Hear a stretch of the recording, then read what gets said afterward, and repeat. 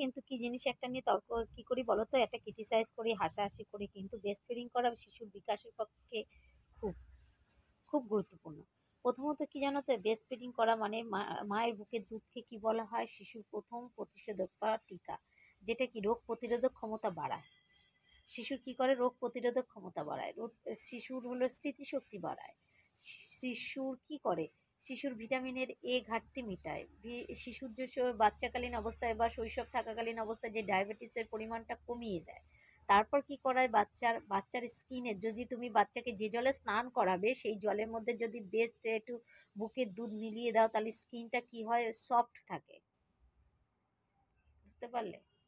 আরও কত কি হয়, শ্বাসযন্ত্রে যে তোমারই হয়, শ্বাসের যে সংক্রামক থাকে সেটা প্রতিরোধক করে, ক্যান্সারের ঝুঁকি কমে যায়, কত কিছু আছে বলো। গ্রোথ হয় বাচ্চার পড়াশোনার ক্ষেত্রে বিকাশ ঘটে, পড়াশোনা ভালো হয়। যে বাচ্চা যত ব্রেস্ট ফিডিং করবে সেই বাচ্চার বিকাশ তত ভালো হবে। আমার ছেলেকে দেখছো, আমার ছেলে কিন্তু 7 মাস 22 দিনে হয়েছে, প্রিম্যাচিওর বাচ্চা। আমার বাচ্চা কিন্তু কতদিন ধরে আমার বাচ্চা খেয়েছে, আমার বাচ্চা হলো তোমার 7 মাস, 7 মাস বয়স পর্যন্ত, 6 মাসে অন্নপ্রাশন হয়েছে, 7 মাস বয়স পর্যন্ত কি করেছে জানো তো, মাইটা মাইটা একজন মা হিসাবে তোমার রেসপন্সিবিলিটি আছে আমার বেবিকে টেক কেয়ার করার, এবং আমার বেবি কতটা ভালো থাকবে কি বৃত্তান্ত, সেটা তো আমাকে দেখতেই হবে।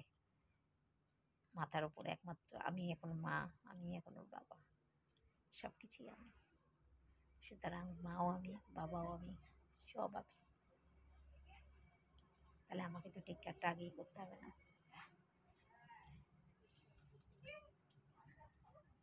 ভিডিওটি ভালো লাগলে সবাই লাইক কমেন্ট শেয়ার করে দিও, সাবস্ক্রাইব করে দিয়ে পাশে থেকো।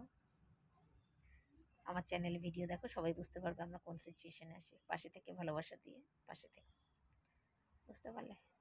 এখন ঠিকঠাক করে কথা বলতে পারিনি, একটু মানসিক টেনশনে আছি তো তাই। তবে এক্ষেত্রে কিন্তু ভীষণ ভীষণ উপযোগী, ভীষণ উপযোগী, ভীষণ উপযোগী। প্রত্যেকে এটা যাই করো না কেন, অনেকে বলবে ও ইউটিউবে ভিউজ করার জন্য, এ করার জন্য, অনেকেই না, অনেকে আমাকে পেড ভিডিও চেয়েছে যে জন্য অত্যাবশ্যক কি বা ব্রেস্ট ফিডিং, তাহলে ব্রেস্ট ফিডিং করতেই হবে, কিছু করার নেই। অনেকেই আবার ব্রেস্ট ফিডিং করাতে চান না, কারণ কি চেহারার একটু কমে যায় বা শারীরিক তারতম্য ঘটে চেহারাটা। কারণ ব্রেস্ট ফিডিং করালে প্রচুর পরিমাণে তোমার কি হয়, ক্যালসিয়ামের অভাব পড়ে, চেহারা তখন খারাপ হয়ে যায়, দেখতে খারাপ হয়ে যায় এবং রোগাটে টাইপের হয়ে যায়। ঠিক আছে, মায়েরও শরীরে অনেক ধকল পড়ে, মাকেও কিছু হাই প্রোটিন এটা মানে ভালো খাবার দাবার খেতে হয়। ভালো খাবার দাবার না খেলে পরে কি হবে, সেক্ষেত্রে ভালো খাবার দাবার না খেলে মাও অসুস্থ হয়ে পড়ে, মায়ের চেহারাও খুব খারাপ হয়ে যায়।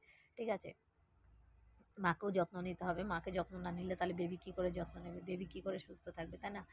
মায়ের দুধটা খেয়েই তো বাচ্চা বড় থাকবে। তাহলে মায়ের দুধের কত গুণাবলী আছে, তাই না?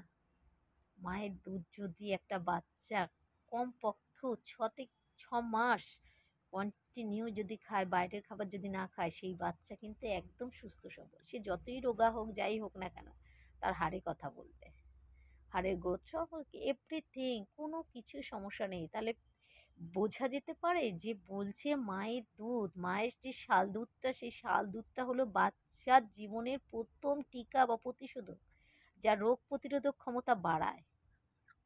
বুকের দুধ এতটাই ভালো যে কি করে, পুষ্টি, ঠিক আছে, বৃদ্ধি, সব কিছু ঘটায়।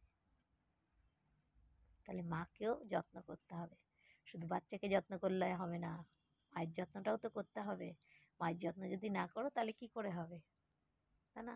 আমার ছোট্ট বাচ্চা, আমি ওকে, এখন ওর 2 বছর 3 মাস বয়স, এখনও ব্রেস্ট ফিডিং করে যাও সারাদিনে 8-10 বার। আর রাত্রেবেলা তো আনলিমিটেড, সারা রাত, বুঝেছো? দিনে 8-10 বার ব্রেস্ট ফিডিং করে, রাত্রে সারা রাত, যখনই মন চায় তখনই। আমি ওর কাছে ঘুমিয়ে আছি, ব্যাস ডুসডাস করে চালিয়ে যাচ্ছে, ওর কোনো সমস্যা নেই। যতক্ষণ চালানো ততক্ষণ ও চালিয়ে যাচ্ছে, ততক্ষণ চলছে ব্রেস্ট ফিডিং। ঠিক আছে?